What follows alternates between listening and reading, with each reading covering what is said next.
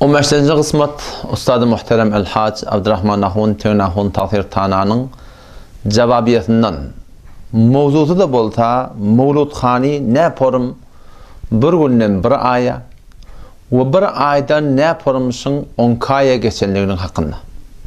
على مر الزمان تألقا وأضاء للدنيا طريقا مشرقا وهدى من الرحمن يهدينا به للصالحات وللمكارم والتقى هذا كتاب الله أعذب منهل أنعم به من مهد لمن استقى قد صانه رب العباد بحفظه وحماه حتى لا يضيع ويخلقا طوبى لمن حفظ الكتاب بصدره فبدا وضيئا كالنجوم تألقا وتمثل القرآن في أخلاقه وفعاله فيه الفؤاد نحمده ونصلي على رسوله الكريم. Muhterem Müslüman oğlum. Yada beri direktlaytyan, yattan açıkmalı görünümler değil, elbette şayet bazen Müslüman oğlumun yadından çıkan olsun. Ustad-ı Muhterem El-Hac Abdurrahman Nahun Tegnahun Tahir Tana Pencime Mehir'de şiirin 97. yılında Qiyinantakta Qarabulan ahunçuluğuna ödünü kabul etmeyen adamların mukabılına hasa tebliği cemaatin ödünü kullen tebliği sürep verirler diye aytti. Şu taada hevren bir katı acı tözleri Qiyinantakta ağdına alıp bunu fezai mezazide iftihar edip bunu payladılar. O şu taada ağdına alan keplerin mukabılına biz hem mecbur olup doğrusu öz şahsiyetimizden, öz diyanatımızdan çünkü biz de kabul etken insanlar, dost, yar, doğan, kardeş, teoriklerde ona cevap vermesek takdirin aytyan kefe hak mı kadip ol haktan yarmaklığı beter var akım bir çembolunluğu derekli vazife-i şer'i bilip var akım son hakkında cevap vermeli olduk. Elbette eşmedik adam şayet bilmeyen bulun akun ağaç ol Ustad-ı Muhterem'in aydan uğrun bir bölük kurunu koyup ver ta inşallah men şun hakkında tevzihat açıklap vereyim. Ey vara haberdar olun. Tevhidi sirap yürerler, tebliği sirap yürerler, takva sirap yürerler, akidelerine haraplarken olur muzdur, ecnebilerin bir hammalları pul için dini sattılar, pul için özü sattılar, pul için mezhebini sattılar. Şeydik gelipsin dininizi elden alacak bolup böyle. İnelekem eşten gururluğunuz şula. Ten Müslüman doğun bazen dirler de şu ordan hafız yolumu ulukon tahsirlan avrayını alıptır. İhanet ediptir. Bir ihtirami ediptir. Yok Müslüman doğun. Biz hiçbir yerde ulukon tahsirleri bir ihanet edem de. Bir ihtirami dedem de. Elbette bir kepledik. Canımı diyen kepledik. O şeyle bir keplen mukabalına ten keplemeten neyme hakkında keplecek. Önce öldür başlayarlar. Ağdından gelen kefe aytiyarlar. Halan kefin diyerler. İnerken o da ayttıran kurduğunu. Eğer naudu billah medhebi tatan biz olsak. Tebliği sorayıp verirler diye de. Biz tebliğin adamlarından. Bizim ustadlarımız tebliğin adamları. Biz tebliği ben şahsen ödüm bir yıllayın gidip gördüm. Şimdi anlatma elime sık gördüm. O şunun Hanefi medheplerini ben ank biliyorum. İndisi gelip forum medhebi pulat atan, dinini pulat atan, ecnebilerin hammali, beşöl Türkmen diyanetini eline alacak olup duran, şuna emeğde şınşı aydıp duran keplerin mukabılına, Müslüman doğan aya şeyle bir zadi, sen ödüne değilse, aya ten keplemen durup bilirsin mi? O aya şeyle bir keplen mukabılındaki adama, sen şuna Müslüman hep aydarsın mı? Bir adam ki şu forum olsa, medhebin pulat atan mı olsa, dinini pulat atan mı olsa, ecnebilerin hammalı vatan ben açık aydayım bir doğru Müslüman nimiyet doğru. Ol bir münafık ki Müslümanlığın arasında din diyanı dargaçak olup bir adam. Vakti ki olukon takdir olup sen Ustad-ı Muhterem Hazır Abdurrahman Nahun Tegnahun Tahir Tana sen gelip idin arasında sen şu forum marakim şiddet bilen keplemektiğin o zaman bizim kinti tünkü yetiriyordunuz o zaman keplendi de neyme falani ne ustadlara da atlara neyme ihanet etti. Ya ortaň ol gödüňe dönen Ahun İskenderi. Bir Ahun şoňmur etip duran işin kökedi. Göde inelekem. Bir gödeşiň etip duran işini. Şu form heleyle bilen elleşmeklik. O bir heleler göde. Şu biziň aýallyk ollamysla, enemizsla, daýdalamysla, şu endamnama egmaş bilen, şuň öwünne, ýüda çygly. Han türkmeniň çäşewi, han türkmeniň örtgüsi, han türkmeniň hayaty, türkmeniň örtgüsi, hayaty şermi, tiryalak ahullyň elinden kullen ardan gidip barýar. Otamdan otada Mowlud Hanyň hakyna gygyrmakdan bitirin pişirin petirleri, tütetin şolaň ýürekleri falan bolsun diýip de barahim, opar merdem marahim yalandan dabarny gyzyrmaklygyň ahuna goşa böyle gurruňy. Hani gayret, hani huzur, hani rek. Senin peygamberine but diýip oturlar. Mezhep başyňa but diýip oturlar, öllüňde but diýip oturlar. Demleri çykmady. Howanyň kızgyny diýmän, howanyň soğugy diýmän. Her bir meclisiňizde gyýyryň Mawlud peýgamberiň gyýny. Bişiriň çörekleňi diýip, petirleňi diýip, goý baglylar tututun şolaň tutýan bolsa. Biz o turist deyip, nämetdiler deyip pekçiye çakot görmäliyim. Ola kafir bayat, ola aýtmaly. Biz özümüz musulmany peýgamberinde näze tövhidler etmiýok biz. Biz oňa galaýlyň, oňa. Hatky hurmat bi harim ilahi. Bula kabul bahşişler. Ustad muhterem, Ahun İskenderi biziň ýüregimiz şuňa tutýar.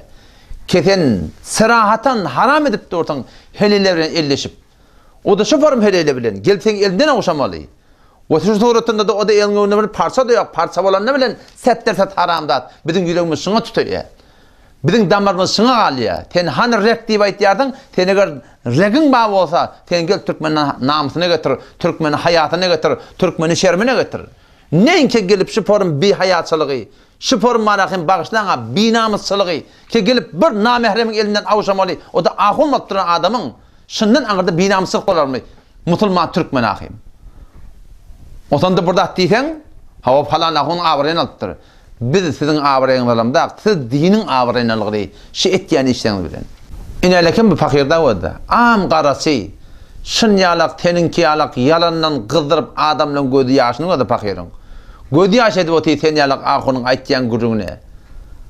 Oham olaň dünýesiniň ahyratyň nagadar harja goýup, şüpürüm hilaf-ı şeriat zatlary milletin ahli ýoňa kesip berdiňiz.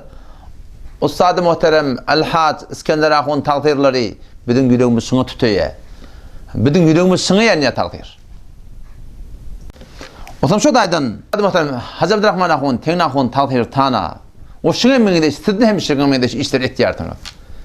Siz gelip öz mollalaryňda başaky adamlara eliňiziň öňünde el gawşyp durmagy öwretmeklik. Ki doğru şeriata ters. O şu turatna kükrek doğa deyip, o gabrın üstüne Huda bilen peýgamberin adyny talyp, Hanefi mezhepde haram meňdeşleriň hökm bolup duran zatary millete öwretmekdiňiz. O ayat ahadisleri öz islegine göre terjime edip de barahim, halaf ehli sünnet vel cemaat agidalary millete gelip şu hukukny öwretmekdiňiz. O şu turatna özüňizden gaýry adamlary siziň Wehhabi falan diýip aýtmakdiňiz. Musulman dogan siz bilen tarapda, siz Huda bilen tarap. Hak talep adamlara, hakkı gözleyen adamlara, hakkı hakikatin nämeligini belli bolup bardy. Bizim tutýan Mowlud Hanyňyz bilen o be elfazlary ki sen gelip biziň hakkymyzda istemal etýärsiňiz, millet muny bilýär kim marahim mezhepde durýarlygyny, kim dogry durýarlygyny, kim halal haram taýgarýarlygyny, kim şeriata durýarlygyny. Siziň edip duran işiňiz näme şu bolup dogyna tak. Otam şu taýdan Allah tebarek we taala size tawfik bersin. Inde de barayly Asi mawzulun birine. Ustad muhterem Hacı Abdurrahman Ahun Teňn Ahun taqdir tananyň ýanky qara bulan soharnanysyna bir bölek gurrun näme hakynda Mowlud Hanyň hakynda. Mowlud Hanyň hakynda aýtýan gurrunlary bar. Hacı Ahun şol bölek gurrun goýup ber. Bes ya Resulullah diýdim, Mevlid okuyan diýen çıkýan ya Resulullah diýen diýip ýörerler. Olarda bir medrek, bir delil var mı kadîmen? Hiç zatlar bilýän zatlar ýok. Inelekim ustad muhteremiň aýdan gurrun eşitdiňiz. Näme diýe? Bes ya Resulullah diýdiň Mowlud okuyan diýenden çykýan. Tahir, ustad muhterem, teň şu aýdyp duran gurrun adamlar diýenden çykarmak. Mevlut Haniye'den de bir adam dininden çıkar deyip duran bizim aramızda yok. Elbette Hanefi mezhebin şon hakkında aydan gurunlarını biz aytmayanlar, batıl diyenlerini batıl diyat, şirk diyenlerini şirk diyat, kofir diyenlerini kofir diyat. Ama naul billah bir adam tekfir edip ona kafir ya müşrik deyip biz aydan ne elhamdülillahi vel minnet. Hop, bu gurundan geçeylin ne? Çünkü Mevlut Haniye hakkında men 10-cı 14-cü cildesinde şunun hakkında kamilen açıklap tavsiye verdim. Ki Hanefi mezhepte Mevlut Haniye'nin bir gün bağlığı, o da şerait bilen olsa, şun hakkında bir hiçbir müşkülün yokluğunu, avul hakkında etmen kavul açıklap düşündürdüm. Ve Mevlut Haniye ki Türk meselada ediliyor, onun da çarçubu şeriata göre değerliğini, kamil delailler bilen geçen cedetelerde men muhtuna gurun ettim, mun hakkında men öğrelep gurun berjak oturmak musulmandygyny. Elbette şu arada Ustad-ı Muhterem'in ödünden ve Ahmedah'ın Kur'an bunu takdirden ve onun şagirdi başa akkılada Mevlut Haniye edip şuporum hücür edip duran adamlarının şuların hemmetinden biz şu anda sellim davet bir münazir edip berşimiz. Yani otur söyleyin, asıl söyleyin. Sizler Türkmen ilim marahım doğru yolu giden gawaryan motanız, siz bir gawaryan motanız, biz 99 şona gawaryat. Biz halka rahmetlikte özümüze rahmetçek. Biz de doğru giden musulman doğullar. Ama näme diýip şular oturuşmana gelmeýärler? Ha, şular bilýärler alyp barýan ýoluň Hanefi mezhebi bola diýerler. Şunu hewre ank bilýärler.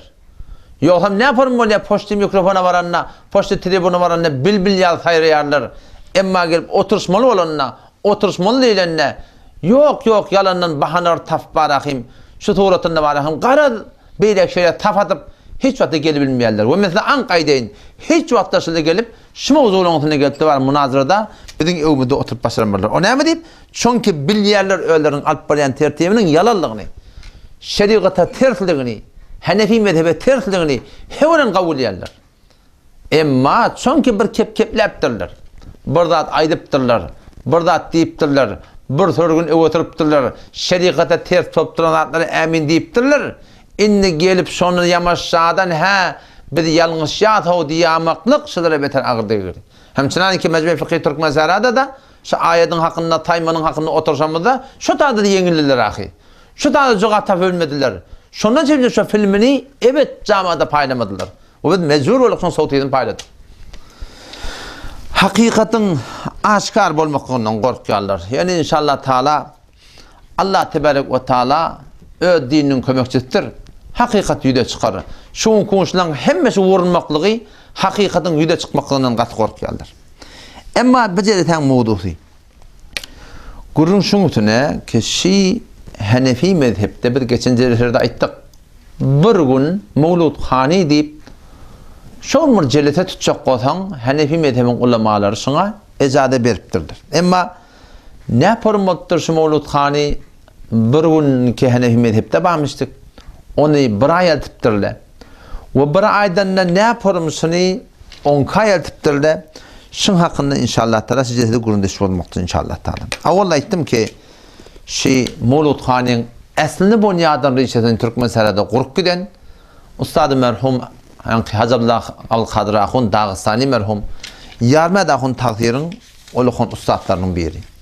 Şu benne ki bir Şafii'l esilmiştik. Sonra belli olsundan Hanefi mezhep bolupdyr. Hanefi mezhep bolsa da Hanefi mezhebiniň çarşuwyny derine mäni gynantak da o tarapdan Şeyh Osman Kurdistani de merhum o da gelip de barahym şoň müşevvek bolup şu suratynda şu halafa ehli sünnet we cemaat Hanefi mezhebiň paýasynyň mebnatynyň tersine şu Mevlut Haniye'nin şola Türkmenistan'da ýördükdir musulmandygyny.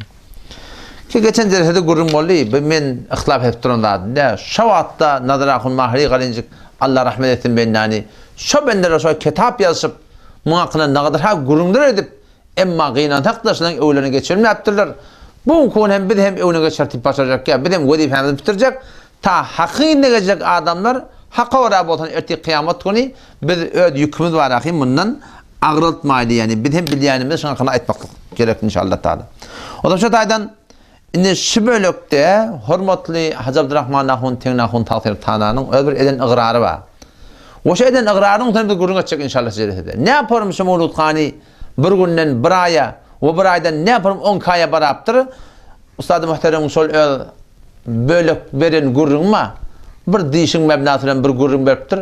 Şo gurrun goýup bar, önçäşi taqdirin, yani yarma dahun taqdirin, eşten, gören dişinin hakynda. Ustad muhterem Hazrat Abdurrahman ahun teň ahun taqdir taana şanhyny gurrun bar ya, şunu bir kulak atın, totogram inşallah taala şunu gurrunga deyli, kaya şeriatda bir diş asl bolup başarýarmy? O diş näme hatta maňa taňa barakim şeriatda delil bolup başarýar. Ahuna oşan goýup bar. Bir wagtlar Tahir gurrun berýär, biz göklüňde arazykda okuyup ýatyakak bir diş gördüm diye.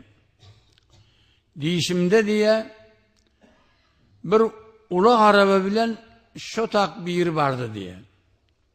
Ulak araba diýerleri bir tekil ýerde ýürüýär. O dağlaryň içinde ýürüýän zatda. Şonla kıygırdı diye yarcan deyip hücreden çıktım. Gel bir amanadın mı? Falan kes. Şu amanadı sana iyi verdi diye gördüm bir cihabe diye. Getir akedi diye hücreye girip açtım. Gördüm bir dekmeç bilen niye 11 kase var içinde diye.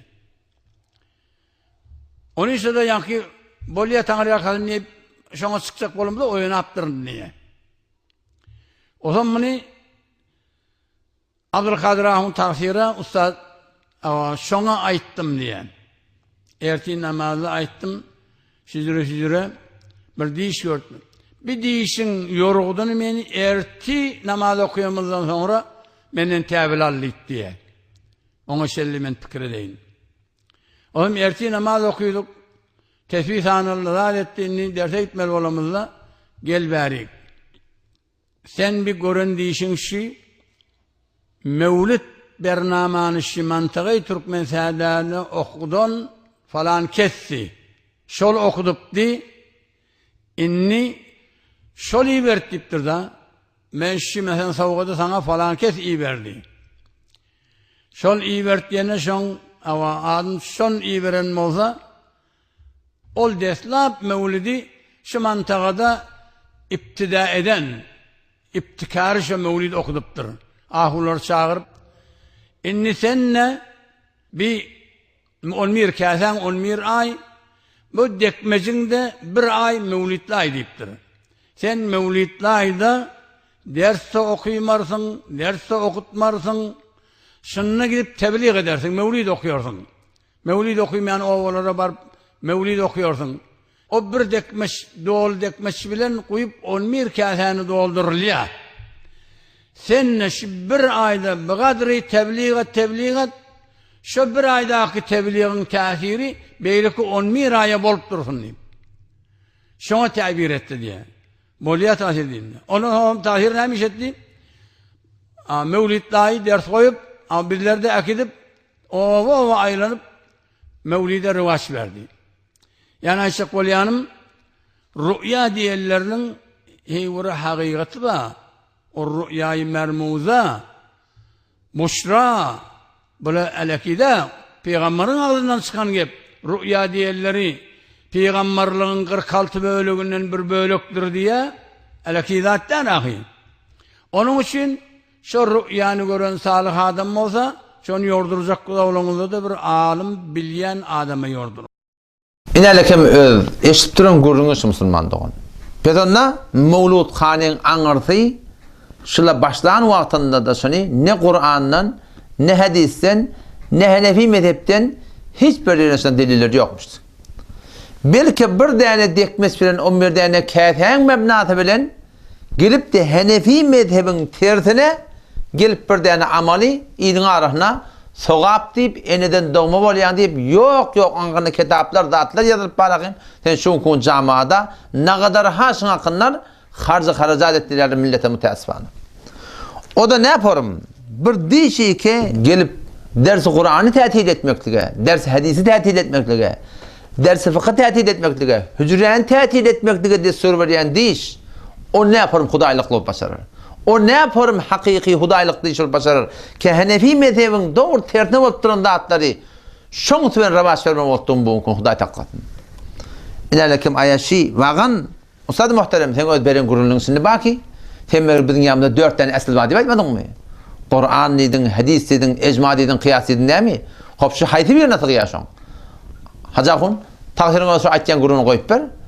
Takdirin koyup iddiatı belli olsun. Ahkam ittikaz etmeklikte burada adı şeriatta soğap diye aytacak otan nemeden dili tutulmalı? Takdirin aytyan sözünü koyup ber işte. Ve siz Hanefi mezhepte mi? Mezhep diyen zat yoktur. Mezhep bidgat. Burada deysen Kur'an'dan delil var mı? Hani Kur'an'dan delil? Şunu bilin. Ehl-i sünne vel cemağın yanına delil 4. Kur'an bir delil, hadis bir delil, kıyas-ı müştehid bir delil, icma-ı ümmet bir delil. Şuna edille-i erbağa diyorlar. Her kim şu edille-i erbağa itikadı yok, bilim ol adamlar gümrahdır, mezhepten çıkan, yoldan çıkandır ola. Her kim şu edille-i erbağa itikadı yok, bilim ol adamlar gümrahdır, mezhepten çıkan, yoldan çıkandır ola. İnele kim ten şaytiyan usuluna bir de kabul. Kur'an'dan delil olsa, hadisten delil olsa, ecmadan delil olsa, kıyasdan delil olsa, o da ne tementenin benim düşünüşümde göre, müştehitlerin aydanına göre delil olsa, o delil olup başarıyar. Ama sen bir deyişten delil tutulmaklığı, hormatlı ustad, Hazır Abdurrahman Ahun Tengin Ahun Talgirtana, tenşi 5'ten nereden getirdin ustad muhterem? Aya deyiş bana sana buğun kuğun, bir celise ki set derset, Hanefi mezhebe ters, o iyilisi şufarım günahkar edip yapardınız. Ayaşından ne var akıyım? Şeriatta delil olacak mı? Erti kıyamet günü Allah tebarek ve teala ne cevap vermeli? Yön iki şeplese ne diyorlar? Mevlud Kani'de ne mi? Mevlud Kani'de ne kadar ters şeriatta da atları oldu şu gün. Kimin geçenki celeselerde şu hakkında züdegani kurum verdi. Şimdi bu böyle kurumda şuna varaydı. Ben elmi bahse değilindi. Şu bir deyiş görüptür. Deyiş her bir deyişi şeriatta delil olup başarıyar mı? Aslında deyişin o şeriatta delilmiş. Deyiş şeriatta delille. Deyiş haçan bir adamı var akıyım bir boşluk olup başarıyar.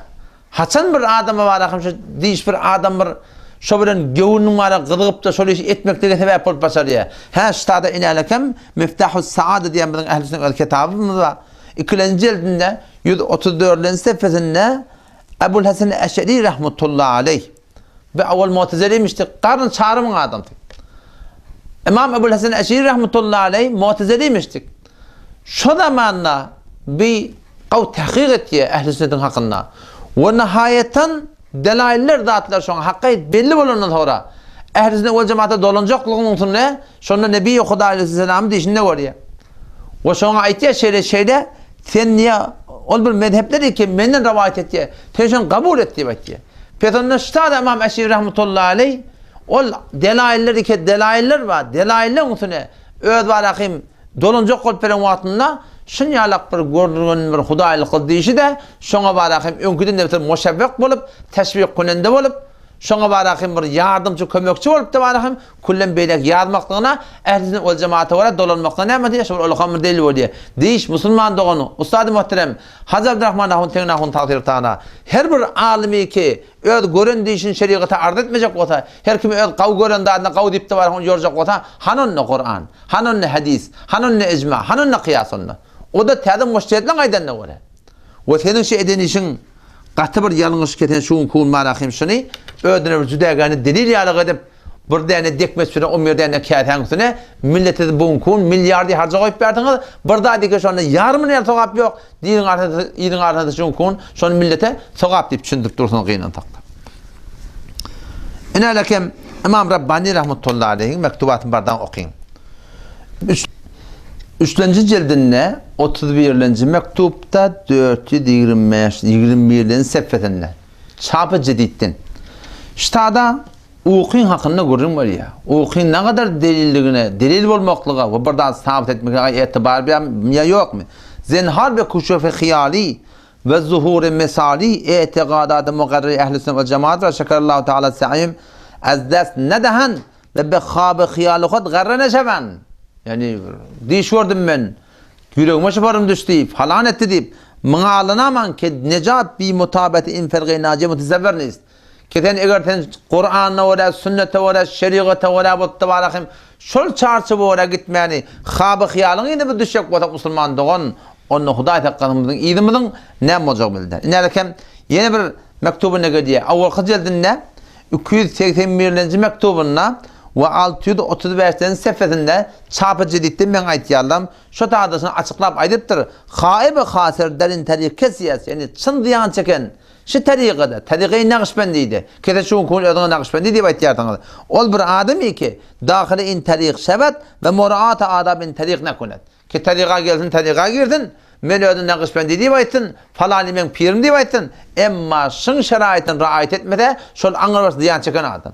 Ve umur muhdeselerin tariq tanımayır. Yok dağıtları şu tariqada men Naqşbandi deyip döreste ve bir etimad-ı menamat yani uqulları etimad edip ve bagaya yani pişametayı hububet zindagi yaşa işte oyan biyan bolu deyip de barahim bir khilaf intediq iqdam konan dişin mebnatı bilen intek bir vagan mebnatı bilen barahim şeriatın tertine yani tariqatın tertine barahim geldi barahim storatına geldi barahim bir da döredilecek bolsa Huday saklasın on iri nirek barcak bildi derin surat günaha tariq çizt diyor tariqda ne müşkil var Triyalak adamlar teşun kun dişin mebnatı bilen Hanefi mezhebinin tersine burada diyordum. Siz kuran tasavvufun öğrenin kullan mutasvana zir salat aldı.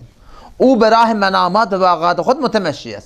Ol şu uqlarının idinda ö dişlerinin idin getperen adam ki ruy be Türkistan daret. Ol Türkistan'a karşı bir ya ve be ihtiyar azrahi Kabe mun hedef geçtiyaz. Ol Kabe'nin yolundan Allah'ın yolundan kullanmak yadan adam deyiptir. Kim aydıptır? Burada diyenden ama takdiri bir ihtiram ettirin. Ustad-ı muhterem tenki edip barayan işin, tenki alıp barayan tertibin. İnalik İmam Rabbani rahmetullahi aleyh. Avval kızıldinne 281. mektubunna 635'ten sefetinde çapıcı deyipti. Serahaten uqiyinine gitmeklik barahim. Kullan Kabe'nin yolundan Huday takın yadmaklık deyiptir. Siz şun kun şıdatlar edip de barahim, ona buna barahim, yine na'udhu billah Vehhabi demektiniz, bunun katı bir yanlış yani. Haliketin işi etyen işinin doğrusu Vehhabi'nin işi. Vehhabi'de bir taniyat, Vehhabi'de mukamleme CD vurdum, Vehhabi'de hakkında ben kitap yazdım. Vehhabi deyiptir cemaatla, Kur'an'dan, hadisten, istimadı şahsiyet yerler. Siz bu kun Kur'an hadisten ki cahinden geçigiri, siz bu kun gel dişin ütünden gitti var Huday takıdan, ahkam sabit etmektiniz, bunun katı bir yanlış. Hulatı Müslüman doğullum. Sözün kıyıtkatıcı, Mevlud Khani ki Hanefi mezhepte var fakat bir çoğun. O da çarşıp şeraitine oraya emma kıyınan takda şılın okuyan Mevlud Khani'ti şu bir günü de doğurdu. Bir günü doğru olmadık adam bir ayda da şılın doğurdu. Bir ayda doğru olmadık adam nece 10 kayda doğru olmalı.